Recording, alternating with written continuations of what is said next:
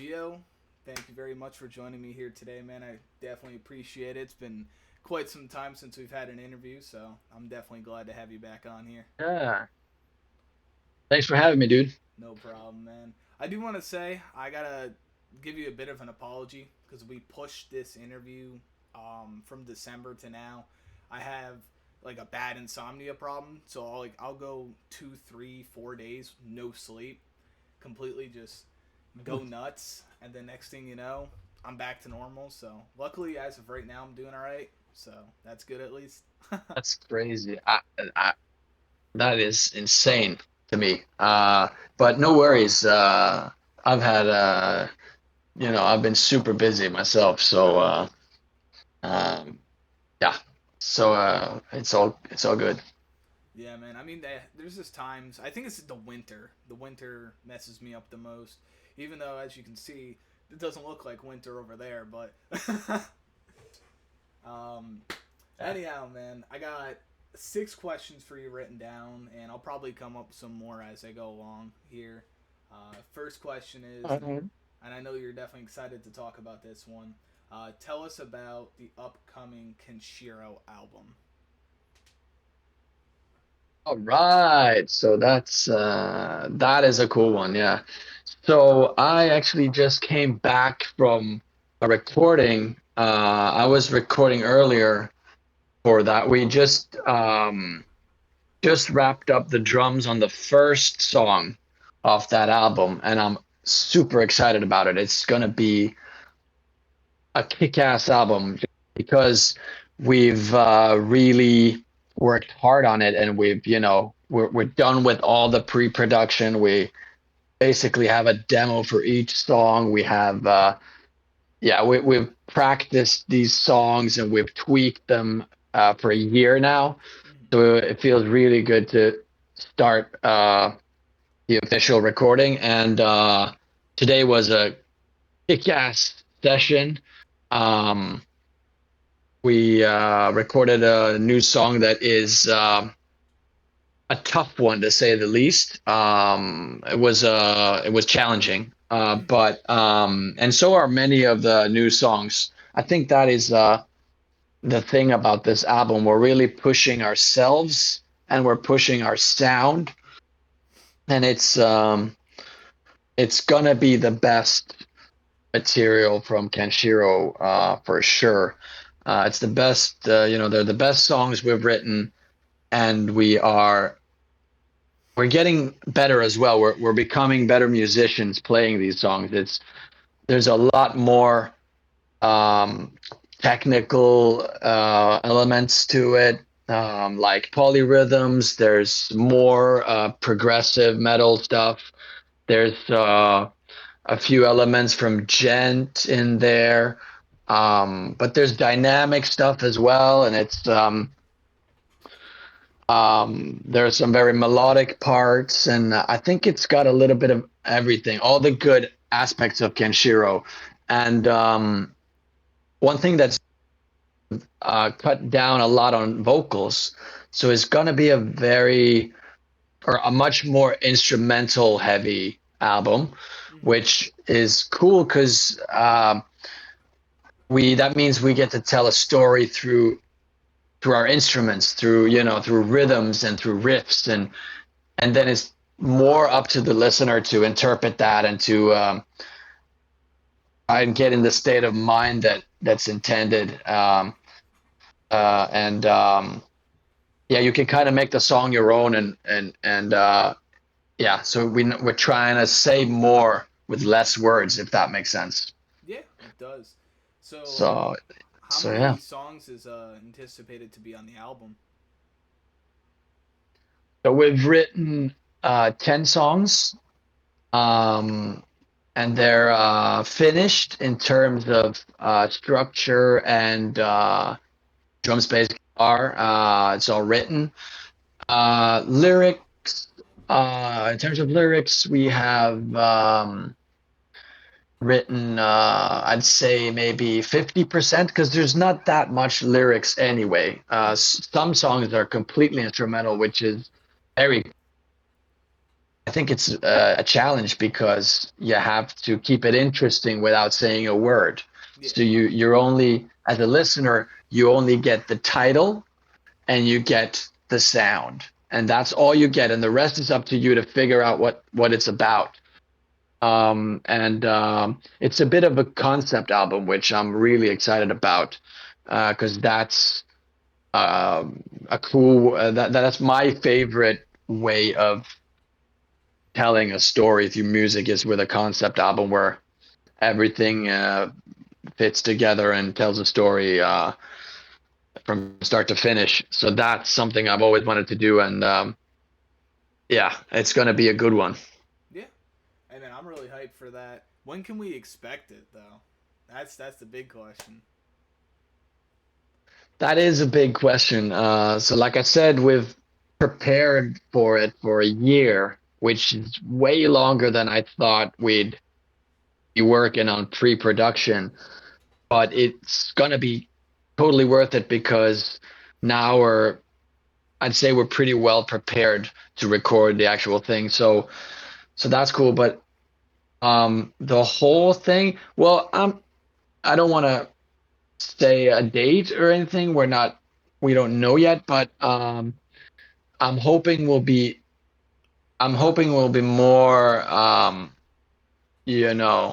hoping we'll finish it faster than the last record because our EP, which is only 4 or 5 tracks, Mm-hmm. took 2 years, which is way too long for what it was.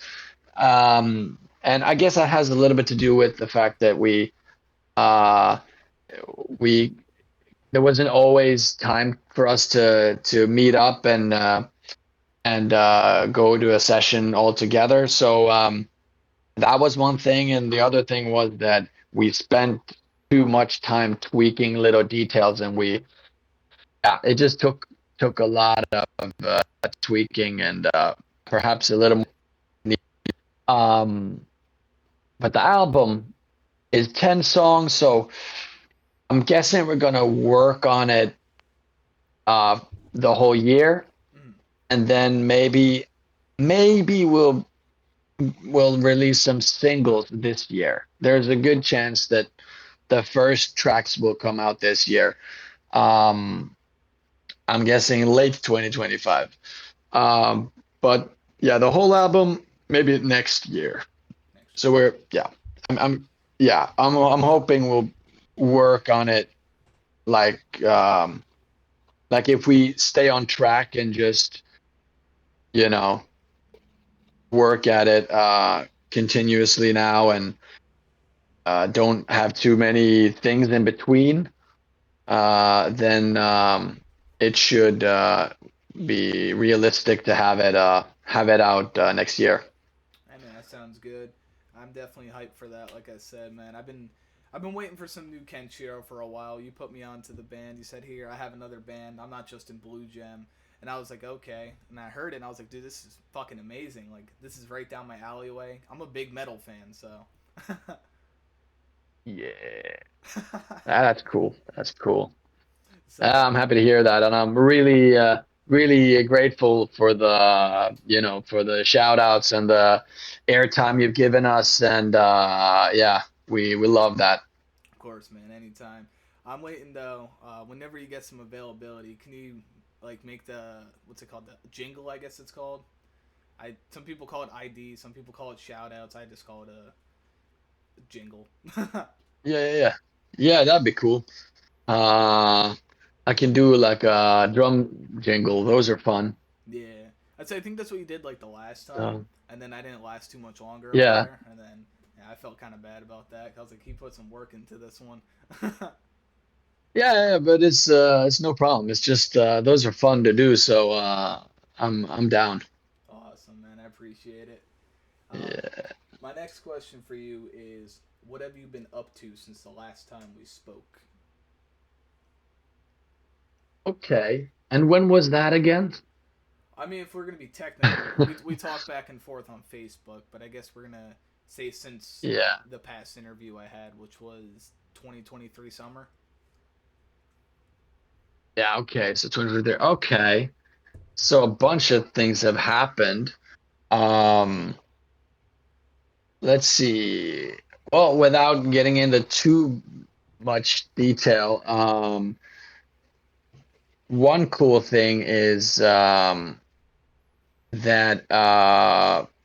my old band Blue Gem, for those who don't know, my pop punk band, decided to do a single, and we haven't been active for years. We had a reunion at my Big 30, but other than that, we're um, on ice, as they say. So um, and we decided to get together to do a single, and that's been fun, and it's still not finished, but it's very close. So that's a cool thing that's happened. I think maybe I've joined another band since last time. I don't remember if that was, I believe you joined well, yeah, Sandmarks in between, like from last time to now. correct. Yeah, so Sandmarks is one of the bands, and those guys are awesome, and I love playing with Sandmarks, and all of them are really talented musicians, and the festival we played this summer was, or last summer, was very cool, and we did a music video. That was very cool. A lot of fun doing that. Um, I've done a few hip hop collabs. Um, and let's see what else. Oh yeah, I was performing with Kicks the Band Mm-hmm. the other day. Or when was that? That was like last month. And that was that Kicks the Band are hip hop reggae slash party band with that I have with Stig van Eyck and a Norwegian rapper called Pity. So that's a reggae artist and a hip hop artist, and we do um, some uh, and we do some covers, and we just it's a party band. It's a band that can, a band that fits into many different showcases. Uh, So it could be just a regular concert, or it could be a festival, or it could be, you know, uh, like a corporate gig, or yeah. So probably even a wedding. All these different showcases will work with that band because it's very flexible. Yeah. What else? Solo project. I've made some progress there since last time we spoke. Mm-hmm. Um, that's my album that I'm working on, and there are 18 songs, and that's all of them. I just got a guest to play ukulele on one of them, so that's kind of cool, and something I haven't done before. Um, and I have a few guests on there.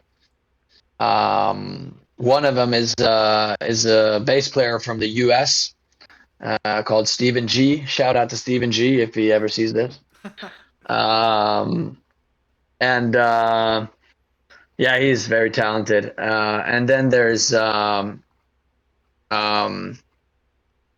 Lady Albatross, who plays well, a bunch of instruments, but woodwinds, brass, saxophone, trumpet, I think, and uh,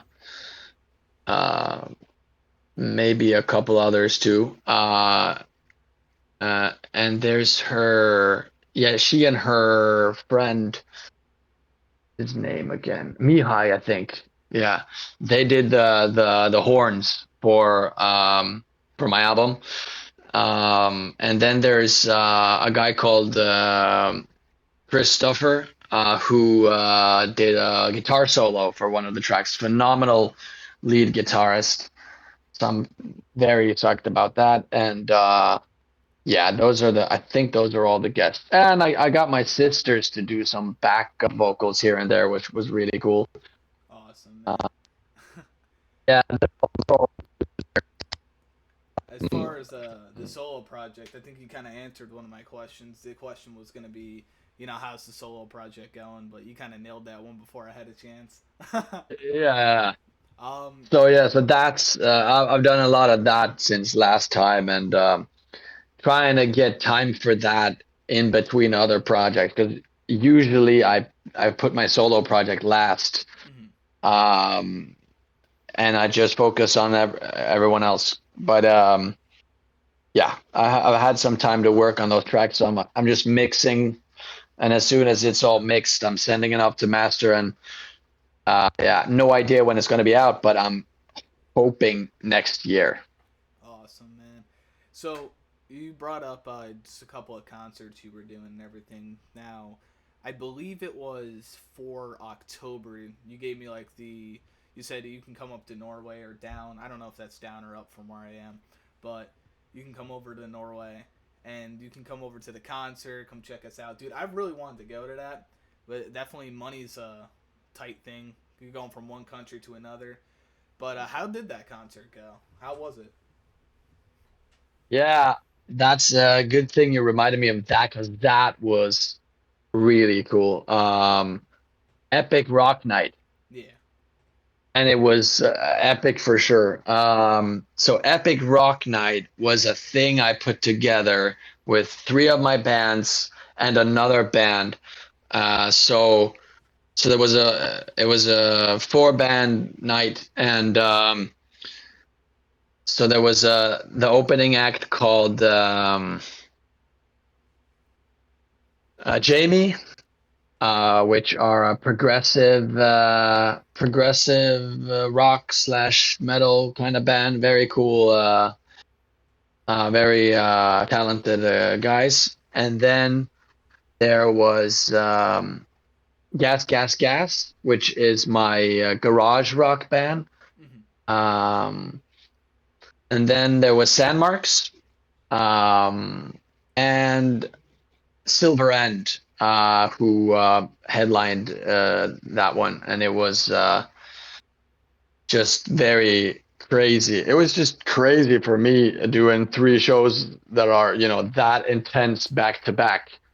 And that, yeah, that I really learned a lesson doing that because it was like, yeah, very exhausting to say the least. And I found out that I need to have food with me on stage. Like I never thought that would be an issue. Yeah. But for this, a 3 hour thing, very energetic shows back to back with like pretty much no break in between. I drank 5 bottles of water. Like, Wow. no, for real, for real. I chugged down 5 bottles of water, and I just wish I had some food up there because I was sweating and I was just really like I was starting to feel weird stuff in my stomach near the end. And my whole body was pumping and it was weird. It was and I was in the middle of the silver end thing. I was almost at the end, but my body was like, "What are you doing? You gotta stop and eat." So as soon as I finished that set, I went and just found some pizza backstage and leveled out. But yeah, it was crazy. So I definitely learned a few things that yeah, gotta pace myself with gigs like that. I can't. The problem was I was trying to go all in on all three of those, giving it 100 three times in a row. That's just not possible. Yeah. So so if I'm doing that, I'm definitely gonna take it easy in the beginning a little bit and Yeah. spread energy out a little bit because that was insane. But that said, we got some kick-ass footage. I haven't looked through all of it yet, but we filmed Silver End filmed a few songs. Sandmarks actually filmed the whole set, and one of the songs is already on YouTube. It came out like a few days ago, so that's Fighting a Machine live at Epic Rock Night. So that one you can already check out on YouTube. It's pretty fresh as of the recording of this video. Yeah. So that's something you should check out. And yeah, everybody just had a good time, and all the bands and all the people that were there would come up to me and tell me how they thought it was just a great event, and how they loved the performances. And yeah, we sold a bunch of merch that night, and it was just a great success. Um, so yeah, so the videos, I'm hoping to get some of the videos out. It's a lot of work because it was like a huge camera production with like I think it was like 10 angles, and then there's all the audio tracks, right? Multi tracks, and so just getting that, putting that video together is a bunch of work, and we didn't hire anyone to do that part, so we're gonna have to just yeah, put out videos as we go. But I'm hoping to release some of those later this year. So that'll be cool for people to get an insight to what Epic Rock Night was all about. Um, and I'm hoping to do something similar in the future because it was very cool thing, and yeah, the response was so great. Yeah. So yeah, all right. All right. So, I got another question for you here. What inspired you to make music? Do you mean like in the first place, like ever? Yes, from all time. Hmm.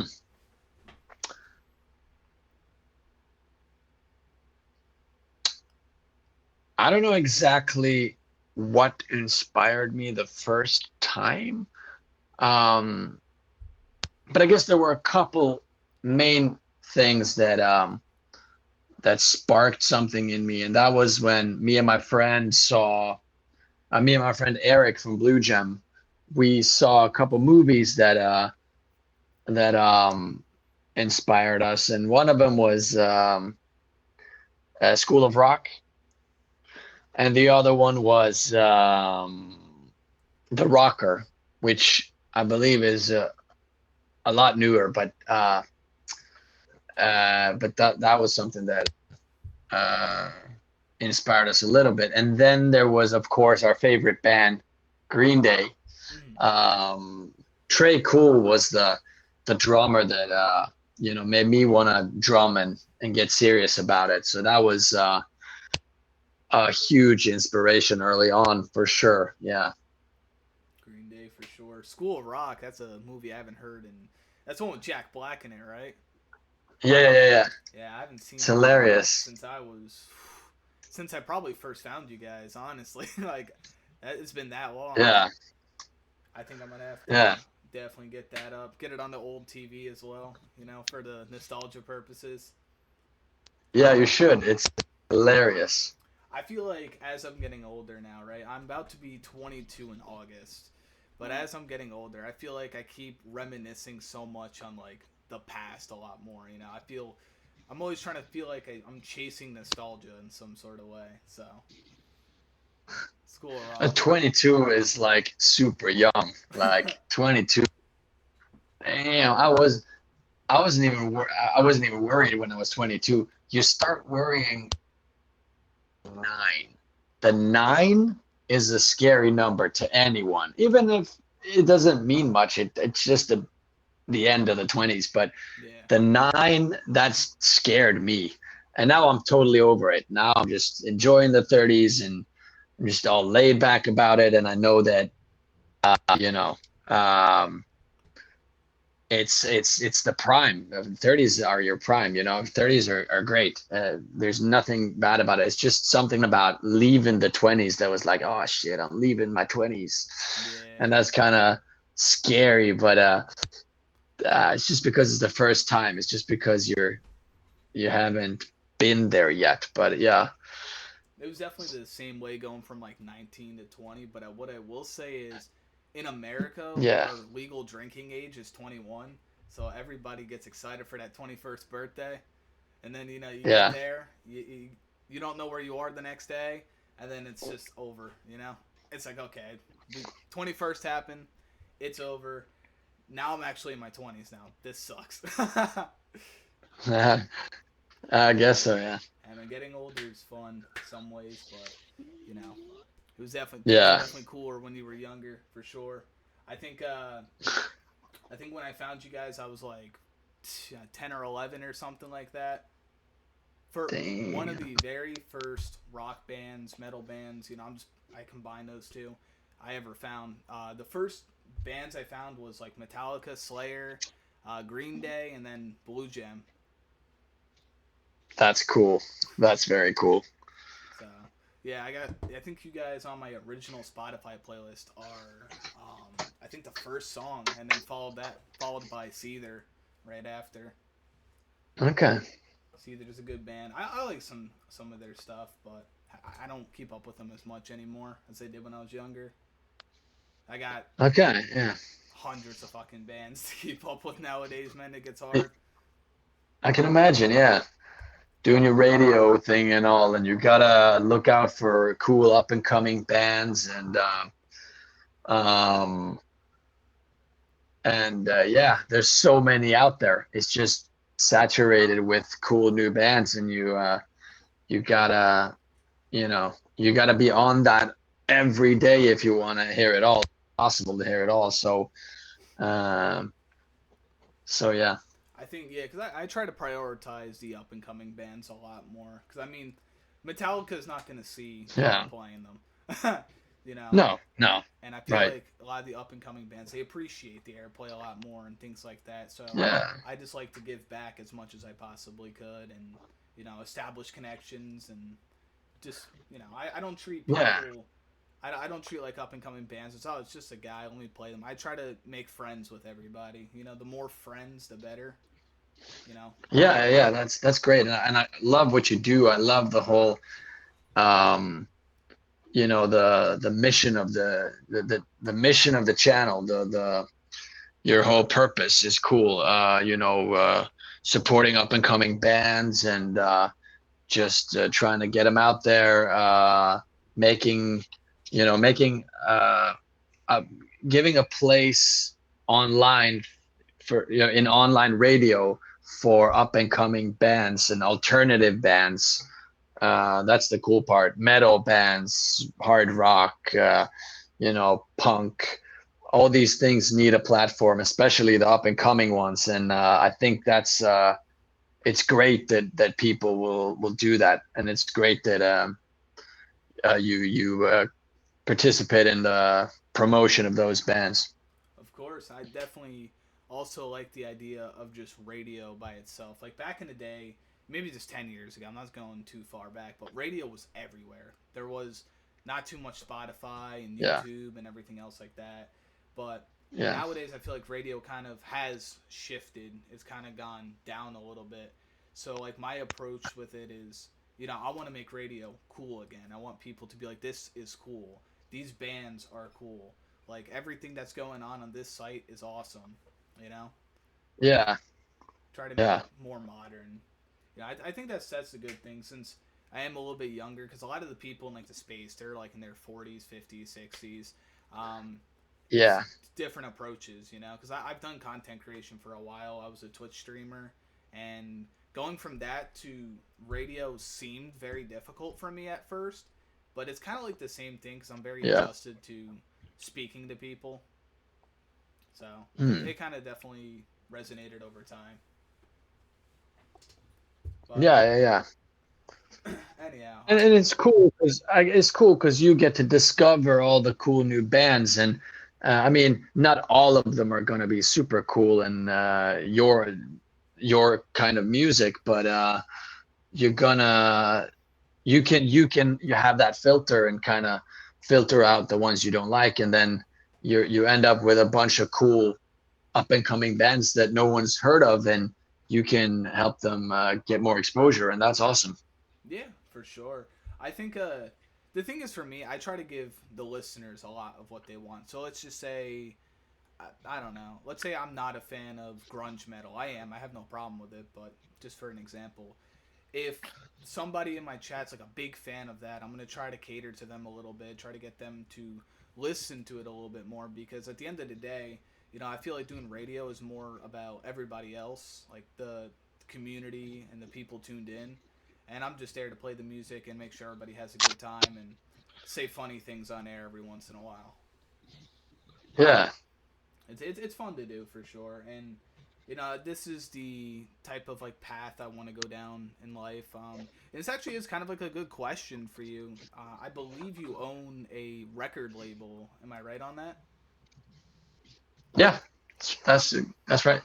Okay, so at some point, definitely, I'm definitely divided of what I want to do. I might want to continue just doing radio. He's got a plug right off the bat. Awesome. That is awesome. Represent Punch in the Face Records. Hell yeah, brother. Yeah. But not knowing what I want to do though, I like radio, but I want to maybe somewhere down the line maybe open up a label or something. Do you have like any tips in that field, like how to get started, or just some general knowledge that would be useful? like a like a record label? Yeah. Yeah. Yeah. Let me think. Well, I guess what I did was I started out with a bunch of cheap collabs. I mean, it's different when you're an artist and you're making your own label. Yeah. If you're just gonna have a label and just, release artists and work with artists, then I guess it's kind of different. But I'll give you both sides of it. So as an artist, you should collaborate with artists and maybe do some productions for cheap, which I did a lot. I did lots of those in the beginning. I did very cheap productions and collabs, and it was just mutual respect. It was just, I'll promote you, you promote me. We'll release this on my label. And I made sure they were happy with the product, and I was just really, really uh, passionate about it, and that was key. So that's a good way to get started. Just work with anyone, and yeah, do a lot of. You have to sacrifice a little bit, but yeah. So that's if you're an artist. Now, if you're a plain label, I would say go to gigs, go to up and coming bands, go see up and coming bands that you like or that you think you're gonna like if they're completely new, and just be there from the start of their journey, and just offer them a free session, just maybe a one single, just do one single to show what you can do if you're a producer, that is. Yeah. um if not, you can work with a producer, of course. You can just be the label, and you can release and represent the bands and manage the bands even, or just promote them. And if you're doing the radio gig on the side, you can use that as a platform to get them heard there. And but if you're producing them, then you should offer them like a free session. Say, you guys, I saw your show. You talk to them at the venue. You could, invite them to do a free session or something, and then if they like it, you can invite them to do a bigger session, maybe record an EP or a single with 3 songs or 2 songs or something, and then you just charge whatever you need to charge, and they'll see what you're worth. And that is, of course, if they like the first thing you do. But yeah, I think checking out the scene, and checking out bands, and connecting with them in real life, of course, like going to the venue, talking to them after the show, and asking where their next gig is, maybe attending that just to show that you have some, a genuine interest. And yeah, and then just produce, record it, do your best with the recording, and if they like it, then little by little you'll have a roster of bands at the end, and then you have this team, this family of artists on the label. So that's how I would approach it if I wasn't an artist myself. Yeah. I mean, I'm always looking for like the that input. I never asked anybody this question, so you're the first one I've asked before. There's a few Mhm. artists I'm friends with that have labels, but I never thought to ask them that. But like I want to do something definitely long term, just with music. You know, like I feel for a while I didn't really know what I wanted to do in life, and then once I started doing radio and realizing the passion I had for just music in general, that led me to want to do something else, like creating a label or maybe doing something with booking down the line, or Okay. or maybe getting some So curtains in my window. yeah, it looks like you're or something. I'm ascending to heaven. Yeah, yeah, yeah. Crazy lens flare. The sun is peeking in there. And it's midnight here, or black at least. Yeah. Yeah, that's Norway. But yeah, I'm just curious, what kind of role do you see yourself in a label? What would you what would be the ideal thing for you to do? I feel like my best piece is definitely promotion. So I would do a lot Okay. of stuff with promotion for sure. I'd get Mhm. the songs from bands sent out to radio stations, people doing reviews and putting good press on it and stuff like that. Piece of advice on the promotion thing, Mm-hmm. and that is, do not approach bands on socials to offer promotion. That is just never going to work. That just pisses people off. I would much rather go to their gig and see their gig and be there for them in real life and just talk to them there and say something like, I work in promotion. Can I maybe offer your band some promotion? I love your songs. I like your style. Just compliment them and get to know them better, and just be there in real life, because I've gotten so many messages on Insta from people and quote unquote companies that offer promotion, and they like just send you this huge text spilling all their Yeah. prices and all their, oh, we can offer you this and that, we like your music. And I'm like, oh yeah, what music, what songs do you like? And then they have to research me for a week or something. So they're just sending automated messages everywhere. Some of them are probably bots, I don't know, but Yeah, most of them. there's Yeah. so many. There's so many, and they're just trying to reach out, and it's just annoying as crap. And I'm pretty confident that every up and coming band is gonna think, oh, not another one of those. Yeah. So that's just pissing them off. But if somebody came up to me at my gig and said, we're doing this promotion thing, and we like your band, and we this is the first time we're seeing you, and we thought it was really cool, and we were wondering if we could offer you some promotion. That's different, because then we can have a meeting. I've seen your face. We've spoken, and there's so many fake um sponsored deals and shit, like they want you to be an ambassador for this and that, and I'm sure everybody's had a few of those nowadays. And it's so annoying, and I always say, you know what, video call me tomorrow and I'll consider it. Yeah. Most of them will just disappear after that. So if they video call me, I give them a chance. We can talk. I can see what kind of person they are. We can see eye to eye, kind of. So that's something that I hate with social media, is that it's just making us less social, and that's kind of ironic, but that's what it's doing. So um, just going out there hooking up with real bands, that's going to get you far.